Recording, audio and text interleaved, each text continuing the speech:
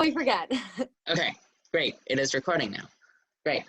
So we're excited to have you here talk with us. I would think you know this, but for anyone who doesn't, you made your national tour debut in Jersey Boys, your Broadway debut in Frozen, which is amazing. I love Frozen so much. But I want to know how you got there. Tell us a little bit about yourself, your story, etc.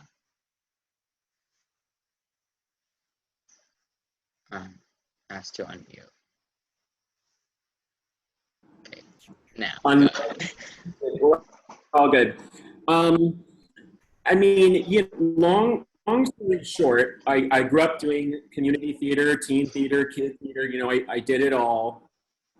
And I was lucky that there was a great adult regional community theater in my hometown of Walnut Creek, California.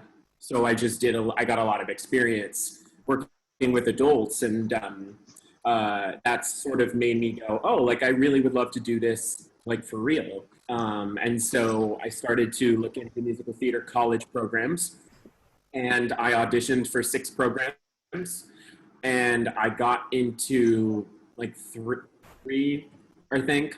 And one of them was the University of Michigan for musical theater. And so I was, when I got in, I was like, I really would like to go here. And there were some amazing alumni that I really aspired to, follow in their career paths who had gone there. And so that felt like the right decision for me. I was obviously a huge fan of Gavin Creel and, Hunter Foster and the Keenan Bolgers, they all went to that program. And so I was just like, well, I think I need to go here. And after 2 years of school, I got my equity card in a summer stock production at Pittsburgh CLO, where I was, able to join the union. I did their full season. And it was pretty crazy because I was actually cast as Robert and I in Mary Poppins there. So like my first show getting my actors union card, I was actually playing a principal. I was like playing the bumbly butler character who like knocks everything over in the kitchen, and then Mary Poppins like feeds him the spoonful of sugar, and then he like wakes up. So I was getting to play that opposite like Erin Dilly as Mrs. Banks, and David Elder, who's like a Broadway legend, who was playing Bert. So it was just so cool to, like be amongst them playing a role. I wasn't just in the ensemble. So that was like a very cool experience as a college student. So then when I graduated, we did a senior showcase for agents and casting directors. And I was very lucky that I had a very good response from the showcase. I got about like 15 calls from various representation agents, et cetera, which I sort of was like, at the time, I was just like, okay, great. Like I was showcased well. I did like a number from All Shook Up, Come On Everybody. So I got to like show that I could sing. I got to show that I had like good, dance movement ability. I got to show that I could like carry a production number with like ladies dancing behind me and just kind of getting to own the stage rather than just singing a ballad or just kind of standing there and belting. I got to show like what I do, which clearly resonated well with the people watching. So the next 2 weeks, my first 2 weeks in New York City, I just spent like going to all these agent meetings. And it's very weird. It's like speed dating.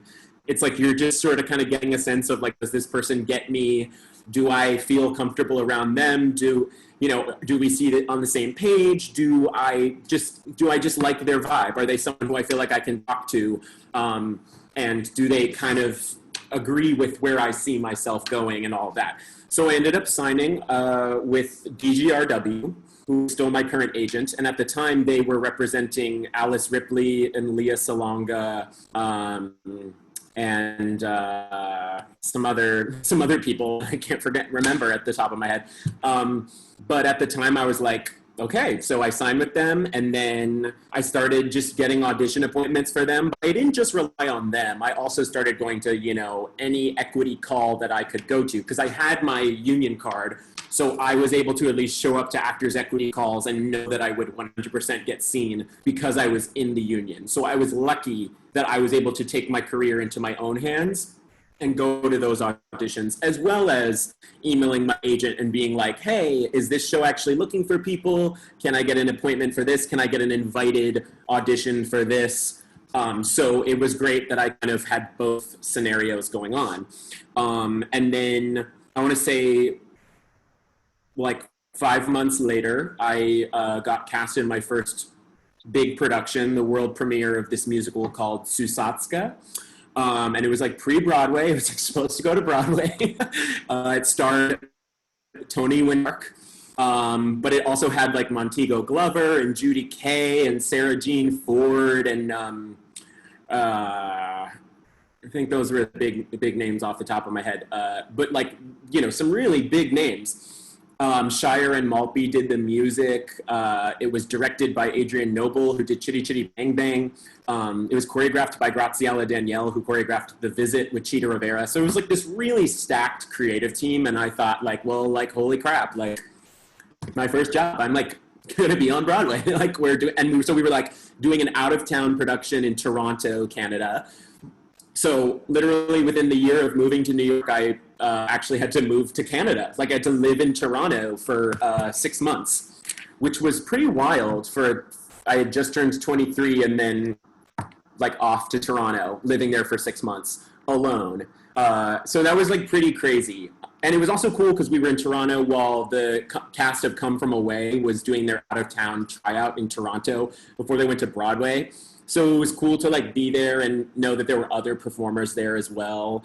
So I did that show, and then it flopped horribly, got really, really bad reviews. And this was like the producer of the original production of Ragtime. So this was not like a minor league situation. Like this was really stacked. And we got tanked. Like the reviews were like, this is a hot mess. And it was really interesting because I was a swing, actually. So I wasn't even supposed to be in the show unless someone was injured or sick or whatever. And our dance captain tore his ACL in our final designer run. So I actually had to be in the show for all of tech and for like the first 2 weeks of previews. I was in the world premiere. I was in the very first performance, and I wasn't supposed to be. So that was quite funny. And then, yeah, so I came back to New York a little defeated. You know, my first big world premiere, like, wasn't going to Broadway like it said it would. And then I was supposed to do this, you know, random production of Saturday Night Fever at a tiny little theater in Connecticut, and I wasn't too excited about it. And then I got there and then got a call from my agent saying that I booked Jersey, that I was going to have to drop out of this production of Saturday Night Fever in the middle of nowhere, Connecticut. So I thought that was pretty funny that I had arrived with my suitcases, like I let go of my sublet in New York. I got to this random town in Connecticut. I like wasn't very excited, but I was just like, hey, it's work. You're playing a role, like whatever. And I literally like was at the bar and my agent was like, you're going to be in Jersey Boys. So you actually have to drop out and go back to New York and you start rehearsals in a month. So I was just like, okay. So it was super awkward because the next day I had to like show up to rehearsal and be like, I have to drop out. Sorry. And so then I like got back to New York, like hung out for a little bit and then started rehearsals for Jersey Boys. And what's interesting about Jersey Boys was initially I was offered this swing track. And I was really not excited because I was a swing in Susatska, and I was like, God, I don't want to be a swing again. Like, I just want to be in the show every night. Because in the callbacks, I was in callbacks for a Joe Pesci, Frankie Valli understudy sort of situation. And then they had me, you know, do all the final rounds and everything. And then I sort of thought that's like kind of what I was waiting to hear about. And then I get offered the swing, and I was like, okay. But what I didn't realize was that for this version of the tour, they had eliminated the standby for Frankie Valli. So what they really were doing was offering me the Frankie Valli standby, calling it a swing, because I had to understudy two other roles, Joe Pesci and Bob Crew, who were like considered man one and man two. They eliminated the Titus Burgess role and sort of like dispersed all those other ensemble characters to like other people, so that way the cast could be smaller.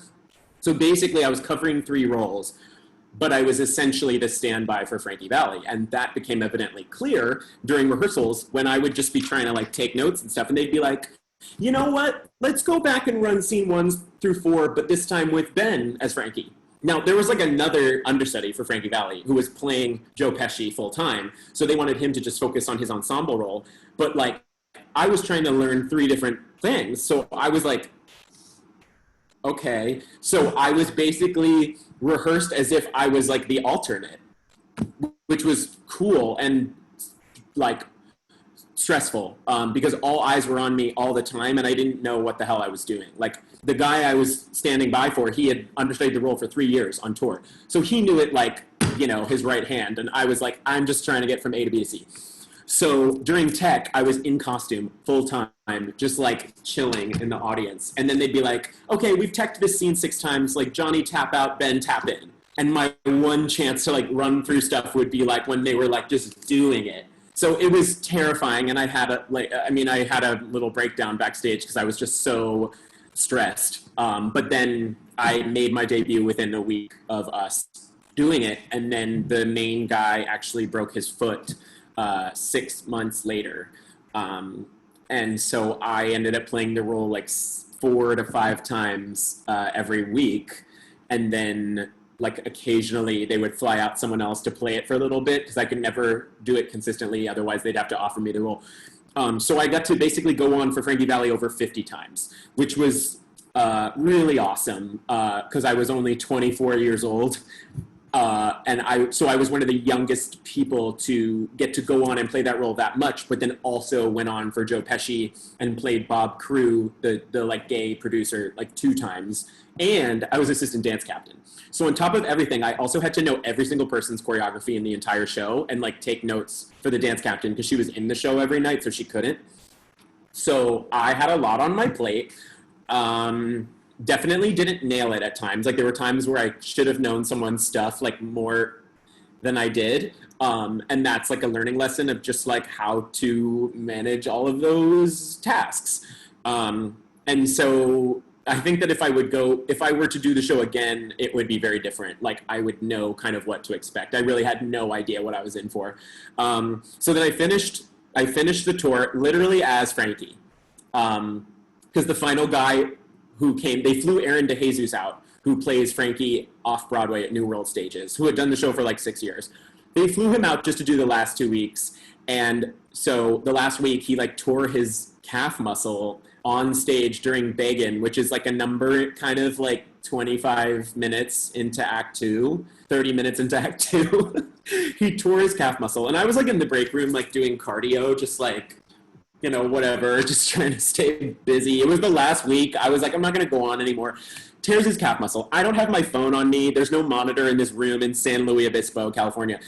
So one of the swings came running in and was like, they've been calling you on the monitor for like 2 minutes. You need to get into costume right now. And I was like, are you joking? And so I had to like get into costume. I was like dripping in sweat from working out. I didn't have time to do my hair or anything. I looked like trash.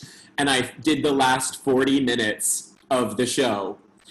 And Aaron DeJesus is like a solid 42 years old, maybe older. And so he like walked off on stage, and then like someone 16 years younger like walks on. It's like so funny. And then I finished the tour. And then 3 months later, I got frozen because they needed someone to medically replace someone for 14 weeks. This guy, Jeremy Davis, who was in the show, who's been in like 10 Broadway shows.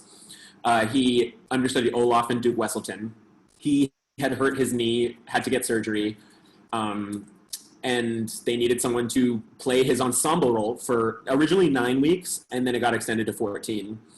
And they needed someone who was like 5'9"-ish, who was a high tenor, who could dance the choreography, who could be funny, and who could, you know, be specific enough to understudy Olaf and Duke Wesselton and be like short enough that it worked, but still be strong enough to like lift a girl over your head and like do all these like random things and like be good at puppeteering. And like, I remember not even thinking I was going to get it. Like I was like, whatever, I'll just, you know, be prepared and do the audition and just have a good time. I'm not an Olaf. I'm not a Duke Wesselton. And then I got it. So that's what's kind of funny about it. It's always the things that you're just like, I'm not right for this. You get it. And then it's always the things that you are like, I want this so bad, that you don't get. So yeah, and I did Frozen finished, did a regional gig, and then another guy in the show who also understudied Olaf and Duke Wesselton broke his hand on a set piece. Suddenly I was back learning his track, doing his track for a month, and then I was done, and I did another world premiere, The Flamingo Kid, at Hartford Stage, which was also supposed to go to Broadway and got bad reviews and then didn't, and I was understudying the lead role in that. And yeah, so that did not go to Broadway either. And that had Leslie Margarita and like Mark Kudish and Samantha Massell, like all these great, Liz Larson, Adam Heller, who's Beth Level's husband, all these like amazing people. And it, you know, kind of didn't go anywhere. And then I came back, filled in Frozen again, tore something in my shoulder, had to take the rest of the summer to like recuperate, and then filled in a fourth time while Bobby Creighton was on a leave doing Cagney, the show that he like wrote and starred in Utah. And I was filling in, and then I went to this open call for this musical called Only Human, starring Gary Busey, and didn't even know what it was, and got the gig, and it was like a cast of 6 people. And I did that show. We were supposed to run from October to January, and the show got such bad reviews that we ran for 1 week, and we closed on my birthday. And little did I know that that would be the last musical that I was ever in before COVID, other than like readings and random concerts and stuff. So it's kind of funny that like I was a part of big commercial machine successes like Frozen and Jersey Boys, and yet all 3 of the new world premieres I did were not, you know, received the way that Hamilton or, you know, Hadestown or Six or Mean Girls, you know, anything like that. They were, you know, full of stacked professionals with huge lists of credits, but they were not received well. So that's the long answer to the first question of just like my journey. That, you know, I've been a part of some hits, but I've also been a part of some flops, and I think that's what makes me kind of humble in that way, that I have really kind of been through it all. So yeah, that's question number 1. So we learned that there are lots of injuries on Broadway, and swings are important. So we're going to get to the guests. Chance, you are up. Go ahead and ask a question.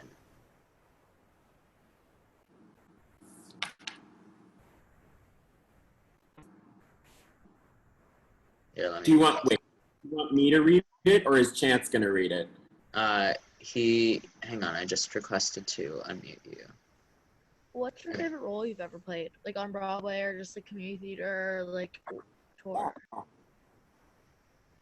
Great question, Chance. You know, honestly, Frankie Valli in Jersey Boys. I think because I did not think that I would get to carry a show and be like the lead, be like the title role at such a young age. I mean, he made my debut as Frankie when I was still 23 years old.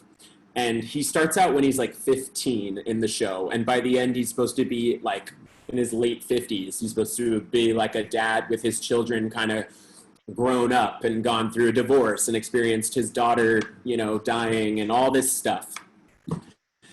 You know, 23, I had no idea what any of those experiences in life are like.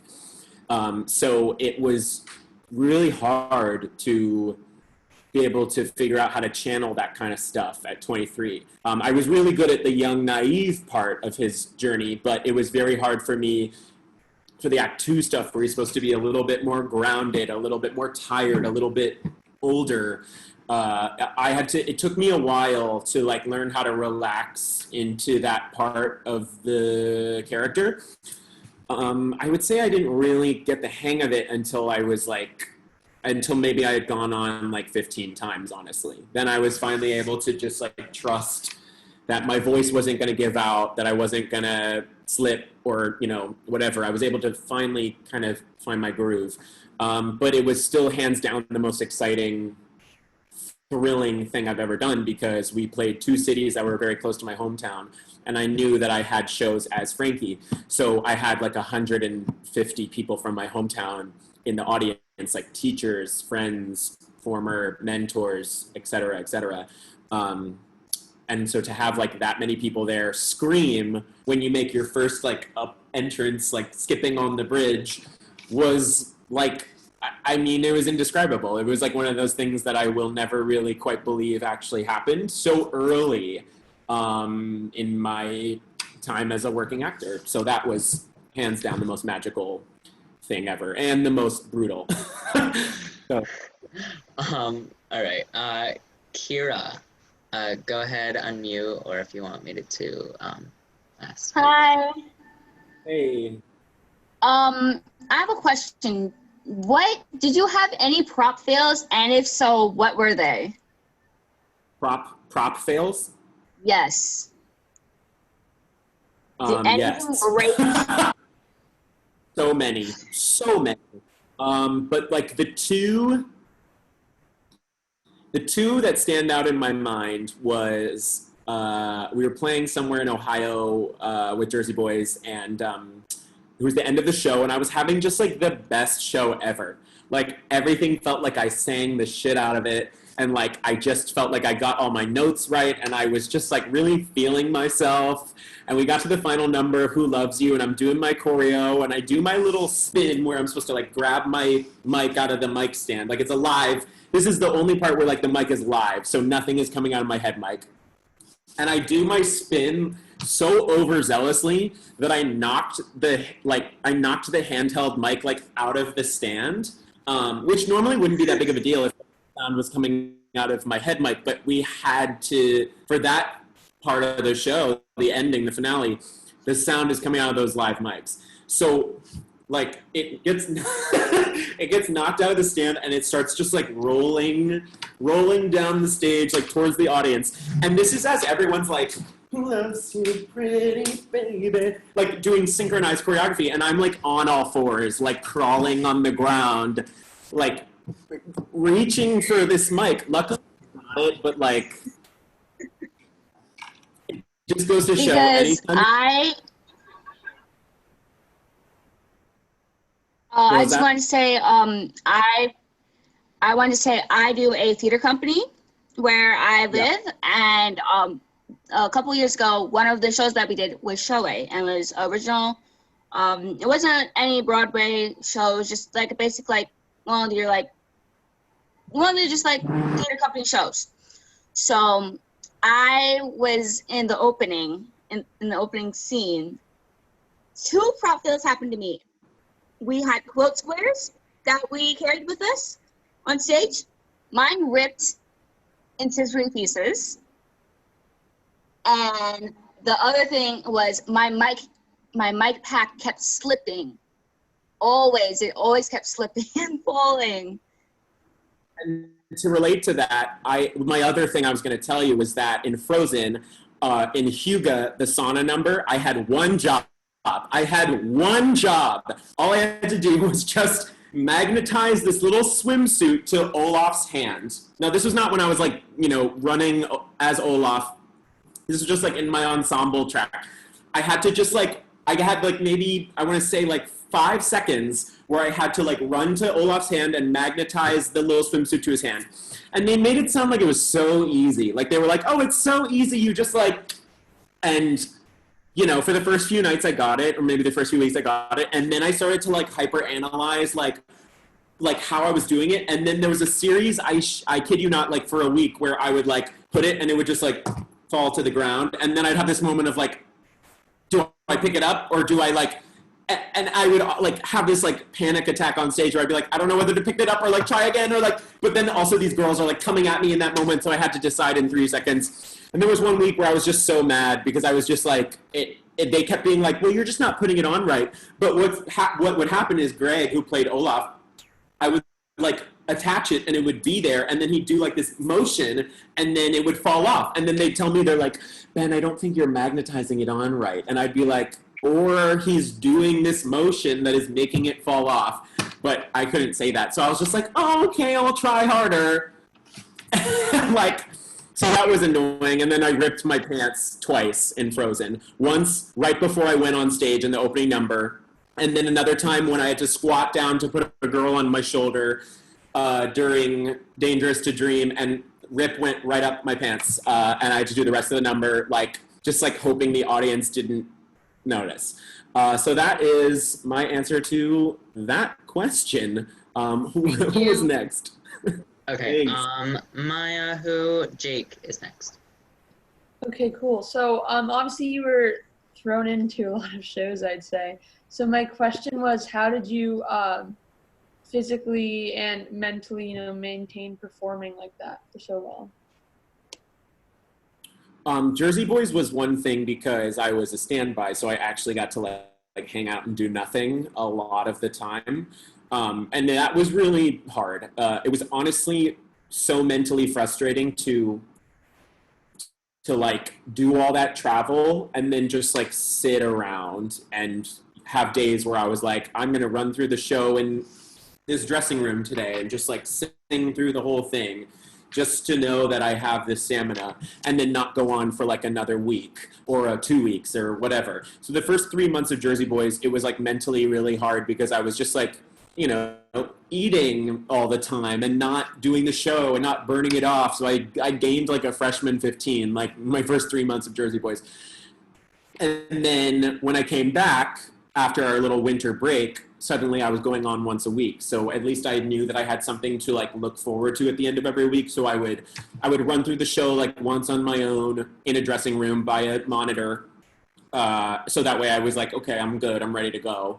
And then I would go on. But then occasionally I would find out like a surprise, like you're also on. Like when we were in Sacramento, I thought I just had a Sunday show and I was just like aiming towards that. And then Thursday morning, I found out that like I was on for the Thursday matinee. And that was like last minute. And it was kind of cool because I was texted my old dance teacher from home and she was able to come and like last minute took her daughter out of school and they showed up. So that was very cool.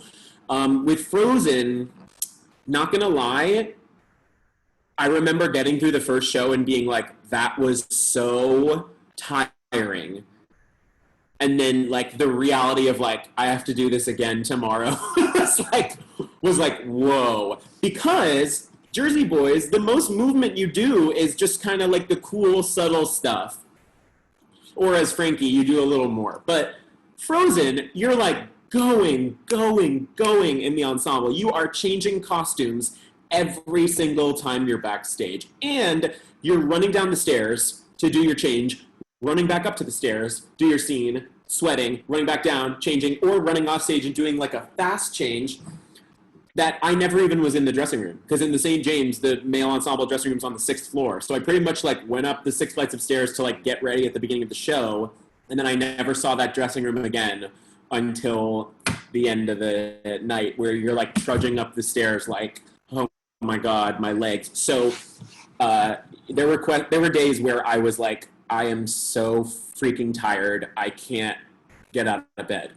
But as hard as it was, the days where I like forced myself to like take a dance class or forced myself to like go to a yoga class or go to the gym in the moment, even though it was like awful, the show that night felt like better because my body, I had like kind of warmed up my body earlier that day. So exercising outside of the show was really hard, but once I did it, it helped me build a stamina.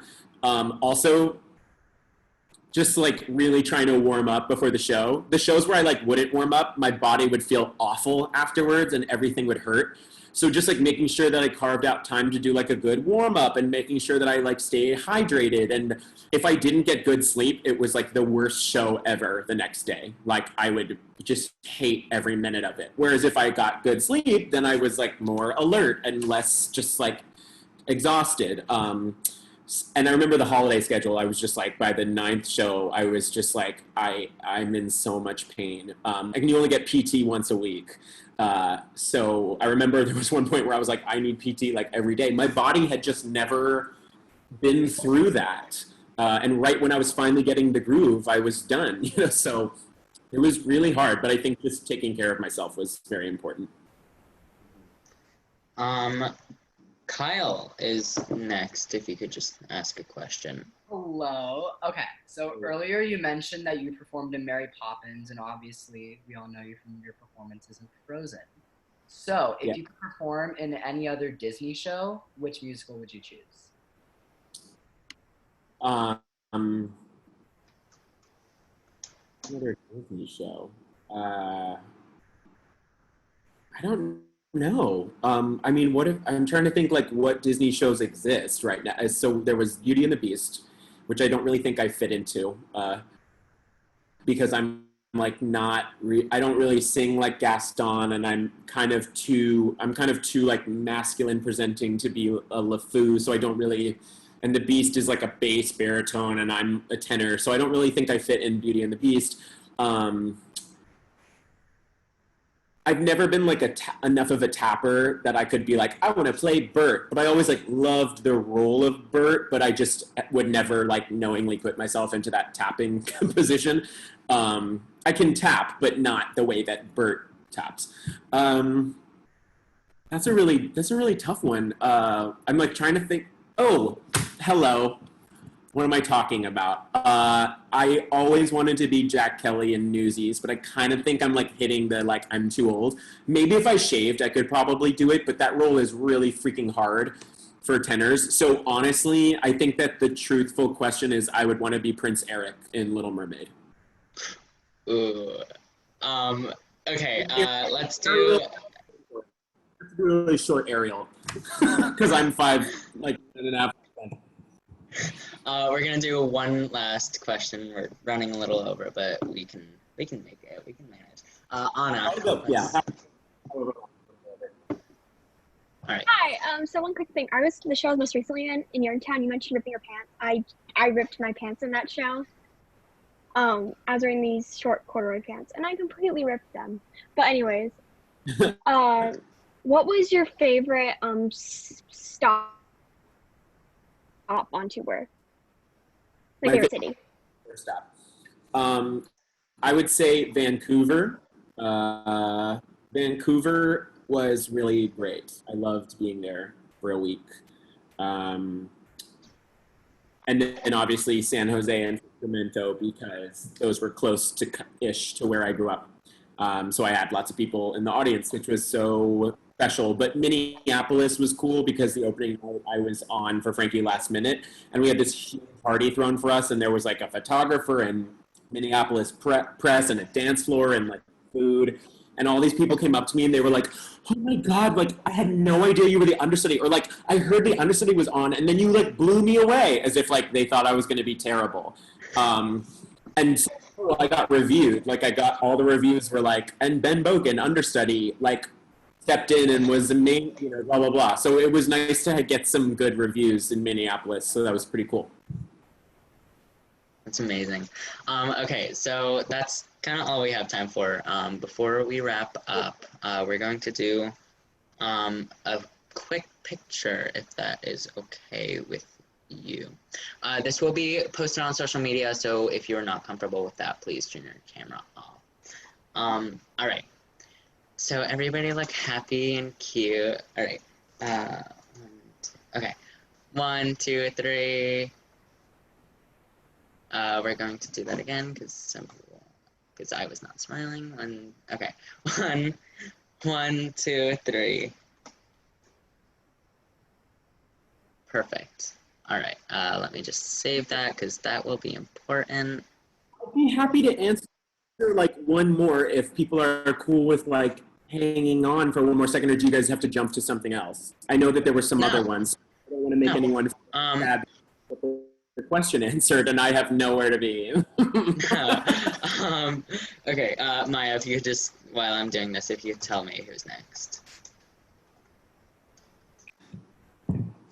Yes. Next, Carol Zanella. Hi. Thank you for giving me the chance to ask you. Oh my God, of course. Did you find any differences between an audition for a Disney project and an audition for a non-Disney project? So what are the differences? I think that with a Disney project, there's just a lot of higher ups that have to like approve everything. So even though it was down between me and one other guy, the two of us had to show up and literally like do an entire session with the Olaf puppet and like learn that in 15 minutes, just how to use it. And then we had to do it in front of each other. Like, I guess, like, do some of the Olaf lines with the puppets, like, in front of each other, and they had to film us to send to Disney executives and the creative team who couldn't be there in London. And we both were terrible. Like, we both were so bad because we were just like, I don't, hi, everyone, I'm Olaf, and I like one hand is, like, holding these tongs that kind of control the arms. The other hand is, like, controlling the mouth. So there was just, like, a lot of people who have to prove everything. And Disney's just, like, very strict about certain things. But I mean, there's still the same sort of hierarchy that you have to be approved by a lot of various associates and whatnot. So I wouldn't say there's a huge difference.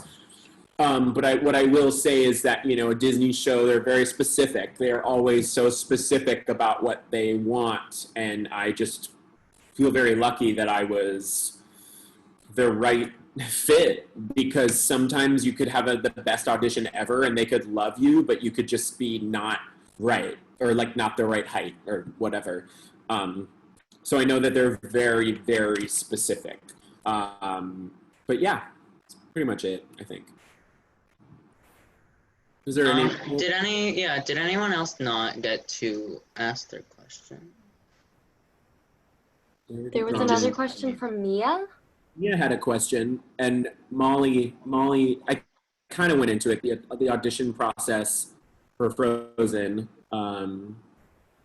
Basically, we did a dance audition, and then they made a cut, and then they brought in girls, and we took turns lifting them over our head to see who was strong enough.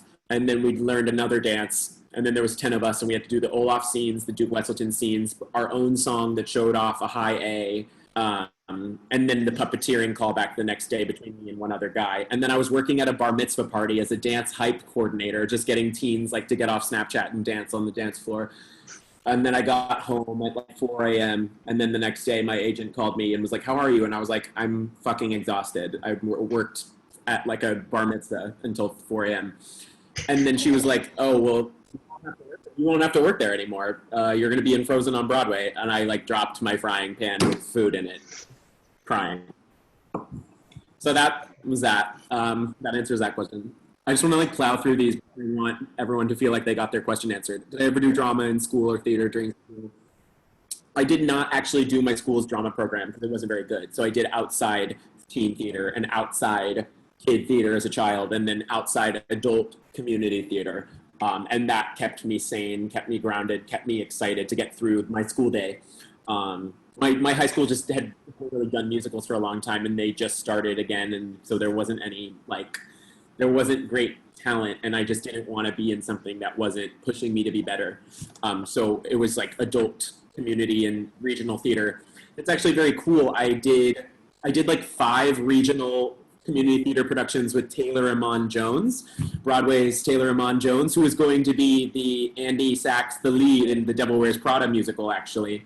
But you may know her from Hamilton, Scotland, PA, Groundhog Day, Head Over Heels. She was one of the, she's like Bonnie Milligan's opposite love interest. I saw her. So Taylor and I did like 5 shows together in Walnut Creek, California.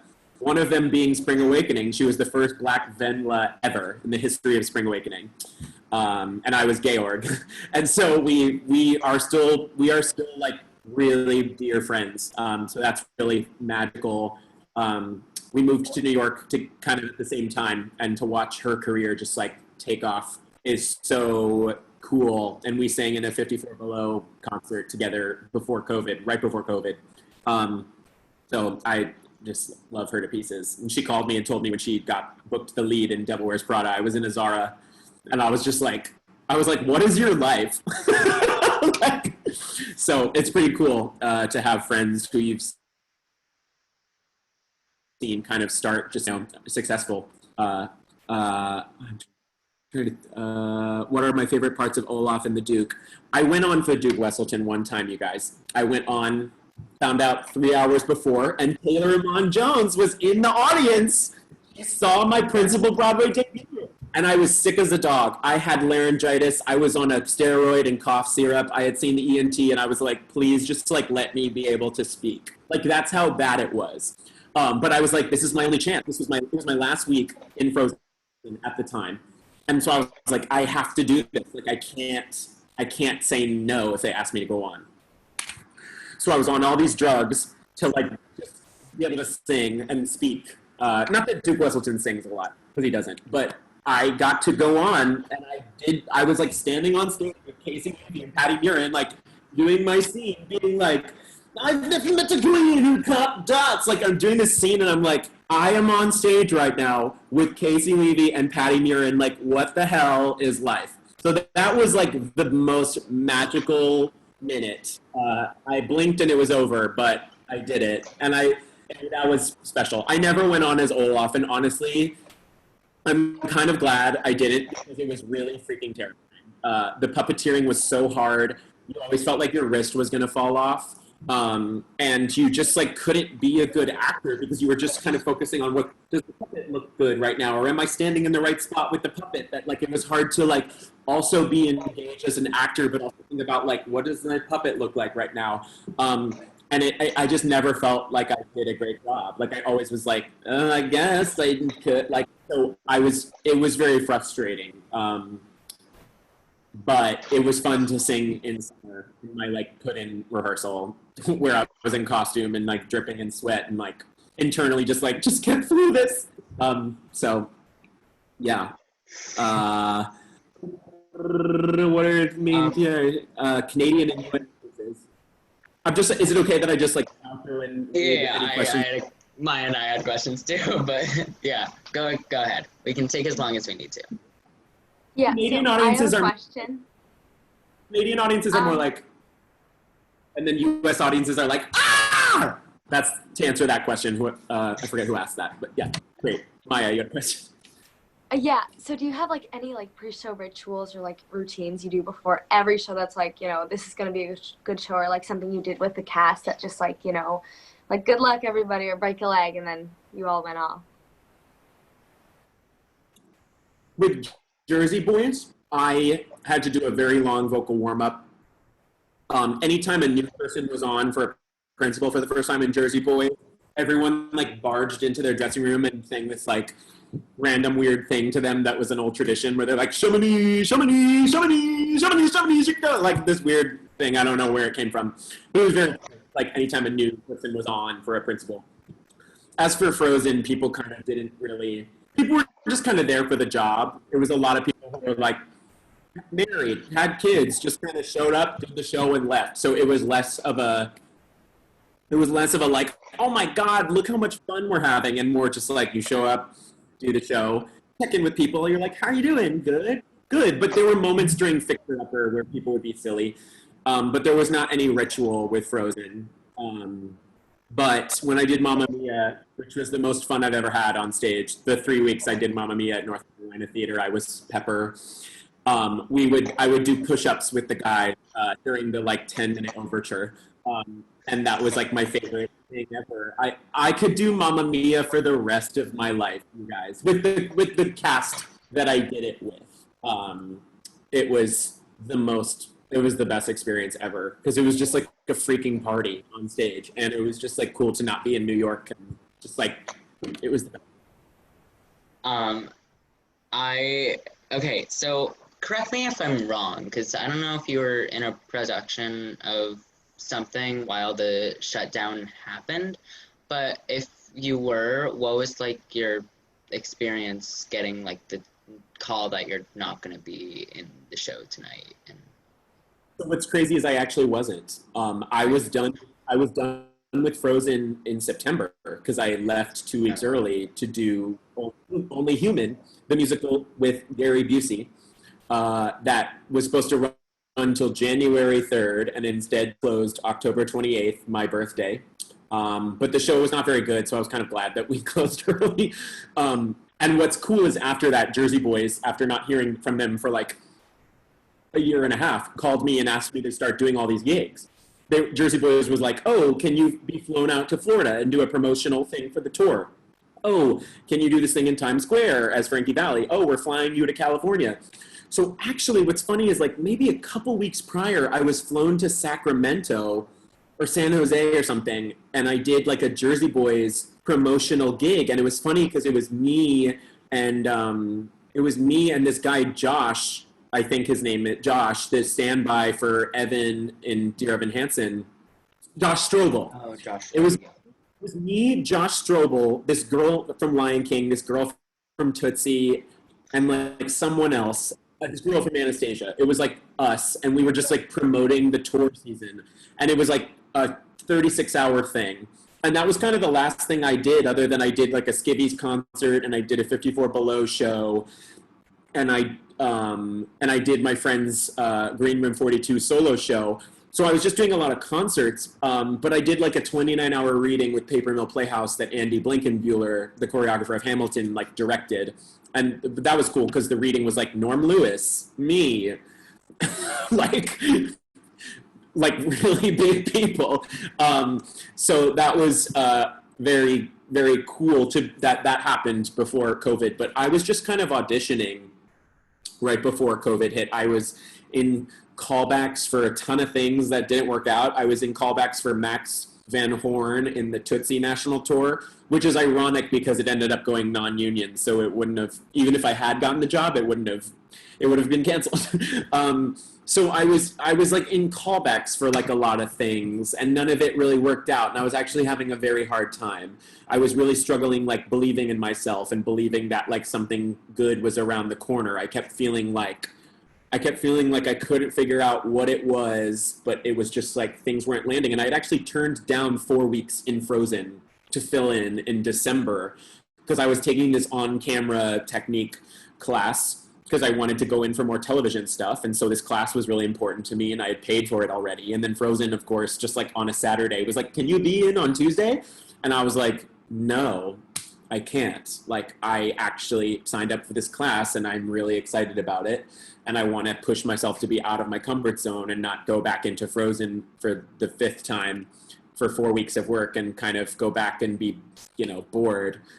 So I was really proud of myself for like staying true to that. And I hope that the universe presents itself as like, this is why you did that. I mean, I probably would have gotten COVID sooner, honestly, if I had like gone back into Frozen.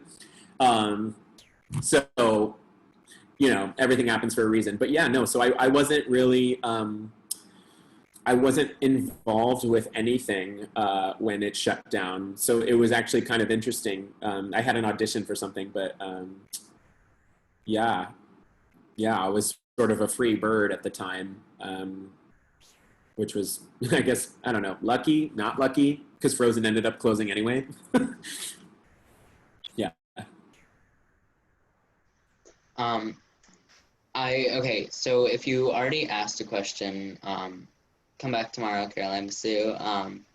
You can ask another question there. If you didn't ask a question tonight, we will finish with everybody else.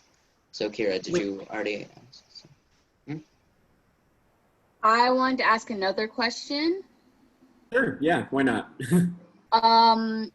Did you have any backstage games that you would play just to pass the time during like during intermission or just when you'd be off stage? In Frozen we had sort of these games that we would play like during Fixer Upper, where it was just like, I mean, there's a lot of freestyle happening very in the back upstage. No one can see what you're doing. So when I was like a furry like troll person, I would just find a new musical for myself. And during my 4 counts of 8, when you're just like kind of chilling and no one can see you in the dark, or you're like dimly lit and the action's happening, I would be like, today I'm doing Cats. Like today I'm like doing Wicked. Like, so I would just find a musical theme for myself and do that. It would keep me entertained. But Frozen was very tight ship. If you ever had too much fun, you'd get a note about it the next day. So you had to be very like systematic with your game playing.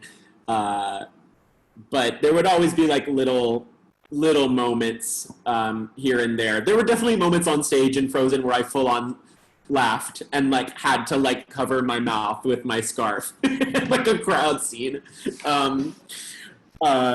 because people mess up. Sometimes people forget lines, and it's funny, like, and that. So they're definitely that kept it real. But I actually messed up really bad when I went on as Duke Wesselton. I was supposed to say, "Everyone knows nothing can come from magic, especially in the hands of a woman," and I said, "Everyone knows nothing good can come from a person who is a woman." John Riddle, who was Hans, like looked at me like he was his face was like, did I just like hear that right? Whatever. Like, I'm just gonna keep going. And I sort of like looked at him like, I don't know what I just said, but I'm like committing to it. And it was just funny that the word magic like left my head entirely. So basically the line that was like kind of sexist just became more sexist. And it's a kids show, which is the best part. Was there any last minute questions, or did I get to them all? Well, I think we should close off with what advice do you have for somebody wanting to pursue acting? Totally. This question is really hard during this particular time that we are in. Right. It was definitely a different answer a year ago. I know that right now, I honestly have days where I can hardly feel productive and feel like I will succeed ever again. And I, have worked and been in some shows and et cetera, yet I still wake up every day and think like, when am I ever gonna get to do this? So I want you to know that like, it's not all sunshine and rainbows, like even with the people right now who have worked in the past, like we all don't know when we will get to like perform again. I have no show planned or booked on the other end of this. Meanwhile, like my best friend Gerald Caesar is like going to be in the Dear Evan Hansen movie. Like, so it's hard to feel excited or motivated on the other side of this. So I want you to know that like that's a very real feeling, to feel like hopeless or lost, or like, why am I pursuing musical theater during this time where like he doesn't have a plan of how to exist during a pandemic. But that aside, like let's pretend that doesn't, seeing that this will be over one day and live theater will exist again. What I would say is, trying to be someone else is never going to serve you. And I tried. I have tried to be like, oh, if I just do the Jeremy Jordan thing, then then I'll get work. Or like, I was in finals for a Chris cover in Miss Saigon on Broadway when I first moved to the city, and I almost got it. I did like 5 callbacks, and I thought, this is gonna be my Broadway debut. And I was trying so hard to like be this character. And, but a part of me was like, you know what? I think there's more to me than this. And what's cool is that, with Jersey Boys, I got to do everything that I was good at. I got to sing really high. I got to dance. I got to be an actor. I got to like be a rock star. And that wouldn't have happened for me in that way if I had gotten Miss Saigon, or if I had gotten the Waitress national tour that I was in finals in for a Dr. Pomander cover. I had to do a final callback for Sarah Bareilles. Me and Sarah Bareilles. She was just like, hi. And I was just like, now I still would actually love to play Dr. Pomander. That's a dream role of mine, just in life, to play Dr. Pomander.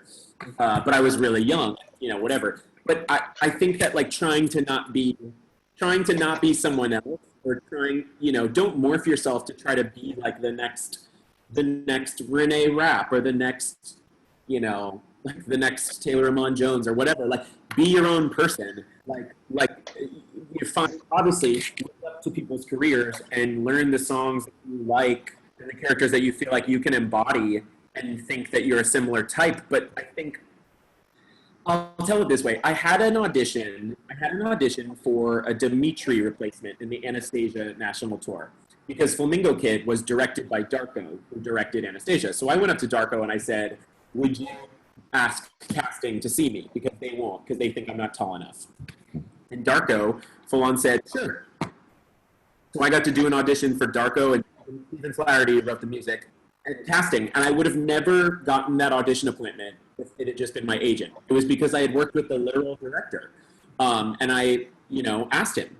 But I remember going in the room, and I remember like I had watched a lot of the bootlegs of Derek Klena and thought, well, if I do the Derek Klena thing, then that's what they'll want. So when I was doing the audition, even though I felt like I sang the shit out of my Petersburg and like felt like I did all these things that were, right, in the scene, I felt like I was subconsciously saying them like how Derek Klena said them.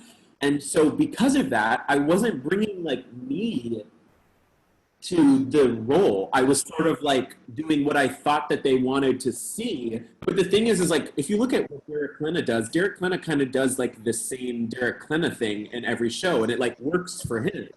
But going back, I would have done that audition like, how does like Ben Bogen do it? Like, is he quirkier, or is he like more conniving, or is he more, energetic, or like I should have been like, who am I? And I think that's what's been hard is these last 4 years, in college, you're told like fit in a box and like be this type, or where do you see me? And so it's really hard to kind of know how to bring you to something. So I think that like even I am working on like how to make things more authentically me, and how to not try to like be someone else. So, don't try to morph your voice to sound like someone else. Don't try to say a line like how you saw someone in a bootleg say it. Really discover it for yourself. So that's what I would, sorry, that was like a super long answer, but it's something that I don't really feel within myself, like as of recently. Mm-hmm. Yeah. Well, yeah, that was a great first Z Broadway Q&A. So thank you all for joining us tonight. I'm going to spotlight Lisa. Credit to Lisa, who set this whole thing up and let us run it. Where was it? Sorry, this is all scripted. If you're not signed up for tomorrow's Q&A with Caroline Basu, please note that we do have limited spaces available. That being said, in the morning, we'll be releasing the Zoom info publicly like we did for tonight's. So if you just want to pop in without signing up, we have plenty of spaces available. You can do that.